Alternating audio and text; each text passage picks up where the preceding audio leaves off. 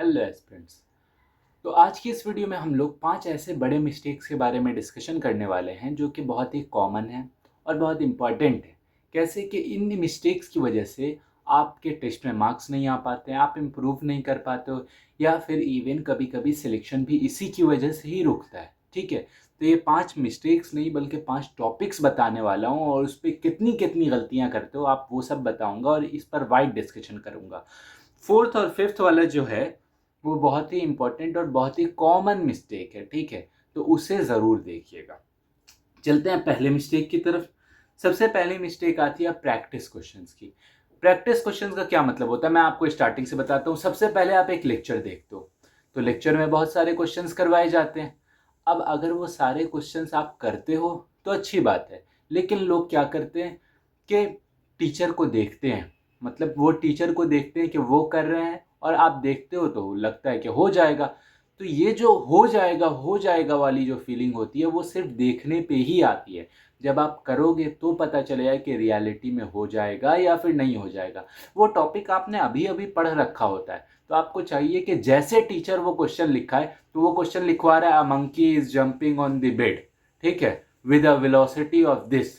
तो आपको क्या लिखना है कि मंकी और बेड ये सब लिखना है? नहीं, आपको लिखना है कि v equals to this, s equals to this, height इतना है, ये इतना है, वो इतना है। आप वैल्यूज उतारो ना, क्या पूरा क्वेश्चन लिखने बैठ जाओ। और ऐसे स्पीड बढ़ाओ अपनी, और फिर पहले आप सॉल्व करो उसे, ठीक है? और फिर टीचर को आंसर बताओ। अगर आपका आंसर सही होता है तो इसका मतलब कि आप अच्छे से कर लिए, लेकिन नहीं होता है तो आपको देखने की ज़रूरत है कि आपसे क्यों नहीं हुआ, ठीक है? ये सारी चीज़ें। अब लेक्चर देख लेते हो आप, उसके बाद कोई प्रैक्टिस क्वेश्चन बनानी चाहिए, आपको मॉड्यूल बनाना चाहिए। लेकिन लोग क्या करते हैं कि करते ही नहीं है, कोई बुक ही नहीं करते वो, प्रैक्टिस क्वेश्चन की कोई बुक नहीं करते हैं, क्योंकि उन्हें जो ओवर कॉन्फिडेंस हो जाता है ना उस लेक्चर के क्वेश्चंस की वजह से, जिसको वो देख के समझ जाते हैं कि हो जाएगा, इस वजह से वो बुक ही नहीं करते हैं। तो मैं आपको कहूँगा ये बुक ना करने वाली बहुत बड़ी गलती होती है, इसलिए इसे कभी भी मत करना, मतलब ये गलती मत करना, बुक को ज़रूर करना।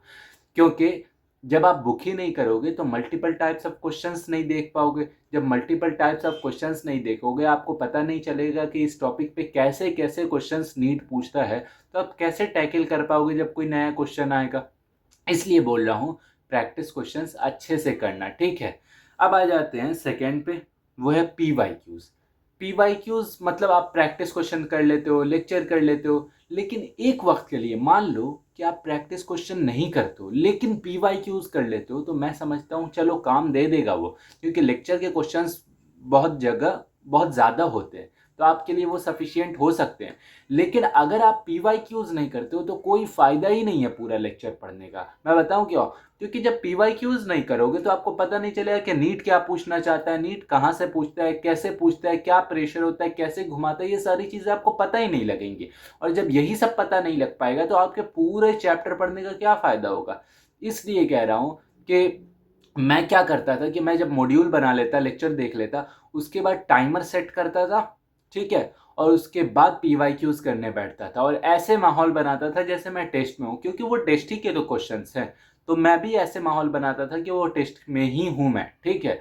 और फिर उसके बाद 10 मिनट बाद, 20 मिनट बाद देखता था कि कितने क्वेश्चंस किए। तो अगर 20 मिनट में 18 क्वेश्चंस किए हैं तो एवरेज तो अच्छा है, एवरेज पर मिनट अच्छे क्वेश्चंस मैंने कर लिए हैं।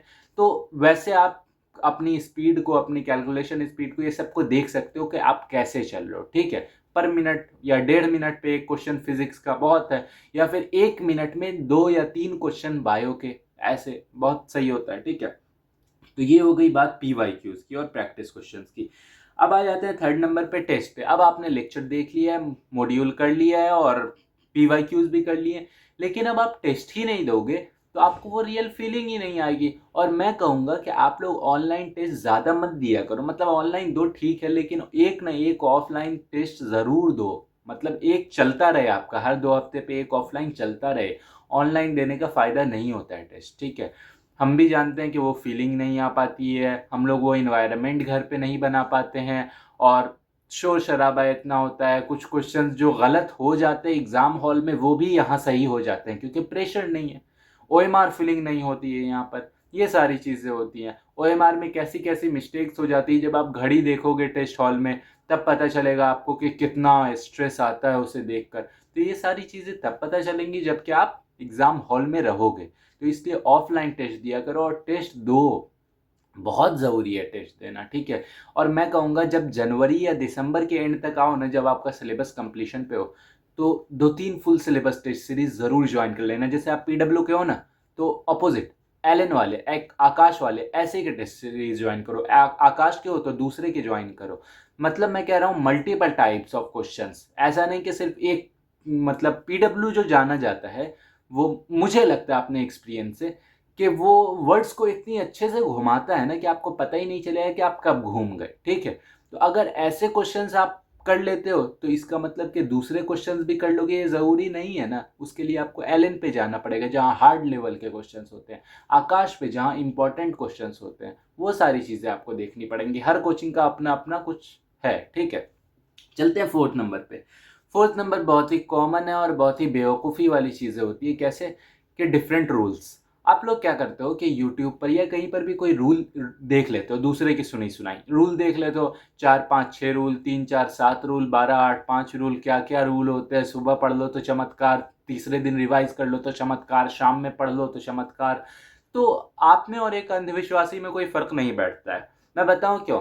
मैं नहीं बोल रहा कि रूल्स ख़राब होते हैं। देखो, रूल जो बनाता है ना, मतलब मैंने बनाया रूल, तो ये रूल मुझे ही फ़ायदा देगा। अब वो मुझे पढ़ाई के मकसद में फ़ायदा दे या फिर मुझे व्यूज़ के मकसद में फ़ायदा दे, वो मुझे ही फ़ायदा देने वाला है, आपको या किसी और को फ़ायदा नहीं देने वाला है। इसलिए अगर आप अपने से रूल्स बनाते हो, अपने शेड्यूल बनाते हो, अपनी प्लानिंग करते हो, अपनी स्ट्रेटजीज बनाते हो, तो बहुत अच्छी बात है। लेकिन आप दूसरे को फॉलो करने लग जाते हो तो आपकी लाइफ और उसकी लाइफ सेम नहीं है। नहीं आप दोनों जिगरी भाई, जिगरी दोस्त हो या फिर भाई हो, कि आप दोनों की बातें सेम हो जाए, ठीक है।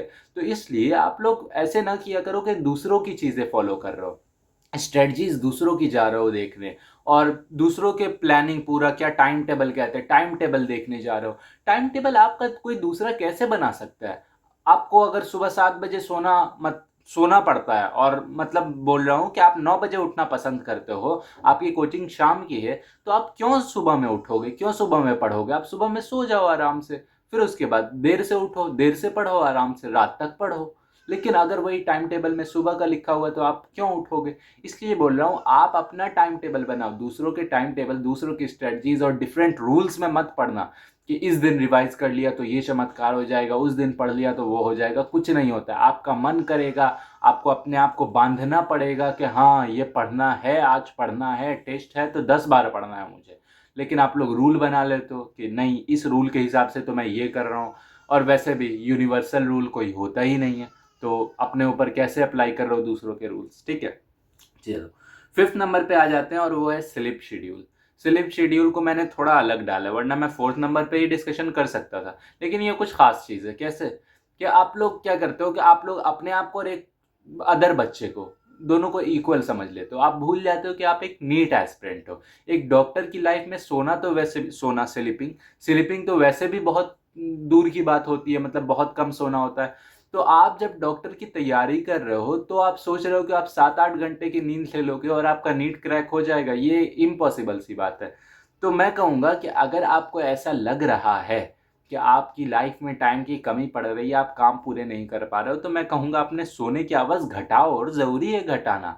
तभी आप थोड़ा अच्छे से पढ़ोगे, मतलब ज़्यादा से ज़्यादा पढ़ पाओगे। अब आप लोग क्या करते हो कि सोते हो बिल्कुल 7-8 घंटे, खाते हो बिल्कुल पेट भर के, फिर उसके बाद नींद आ जाती है, फिर ये करते हो। तो ये सारी चीज़ों का टाइम नहीं है नीट जर्नी में कि आप प्रॉपर खा रहे हो, प्रॉपर हेल्दी रह रहे हो, प्रॉपर जिम जा रहे हो, मतलब एक्सेप्शंस ऑलवेज देयर, लेकिन फिर भी प्रॉपर सारी चीज़ें कर रहे हो। लेकिन ऐसी चीज़ नहीं होती है कि आप सब कुछ कर लो और फिर नीट भी कर जाओ, ठीक है। तो आप लोगों को अपने हेल्थ को या अपने स्लीपिंग आवर्स को थोड़ा सा घटाना पड़ेगा, बाकी चीज़ें बढ़ाओ, ठीक है, ये कहना चाह रहा हूँ। लेकिन ध्यान देने की बात ये है कि आप लोग ये नॉर्मल डेज में कर सकते हो कि स्लीपिंग आवर्स घटा लिए, खाना थोड़ा कम कर लिए। लेकिन जैसे जैसे टेस्ट पास आता जाए ना, तो खाओ अच्छे से, और ये कि रात में अच्छे से सो जाना टेस्ट से एक दिन पहले। उस दिन 7-8 घंटे ज़रूर सो जाना। 8 घंटे ज़्यादा होते हैं, 6-7 घंटे ज़रूर सो जाना।